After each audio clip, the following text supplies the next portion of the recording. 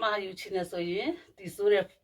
ကောမအောင်ဖုန်းနံပါတ်ရှိပါတယ်ဂျိုင်းချင်းနဲ့နေဂျိုင်းမဲတာတွေ